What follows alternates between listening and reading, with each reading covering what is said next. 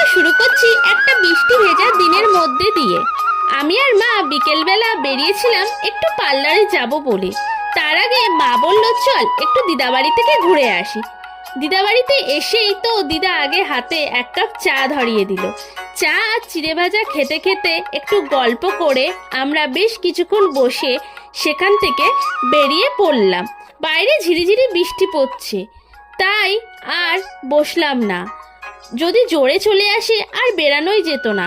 ওখান থেকে সোজা আমরা পার্লারে চলে আসলাম। অনেকদিন ধরেই ভাবছিলাম হেয়ার কাটিং করাবো, আজ হেয়ার কাটিংটা করিয়ে নিলাম। হেয়ার কাটিং আর চুলটা কাটানোর জন্য এসেছিলাম। পার্লার থেকে বাইরে বেরিয়েই আমি আগে আমার বরমশের সাথে দেখা করে নিলাম।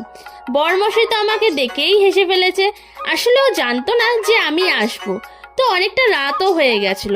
বাইরে বেরিয়ে একটু পাপড়ি চাট খেয়ে আমরা বাড়ির দিকে চলে আসলাম। বাড়িতে এসেই রাতের খাবারটা খেয়ে আর তার সাথে পায়েস খেয়ে নিলাম।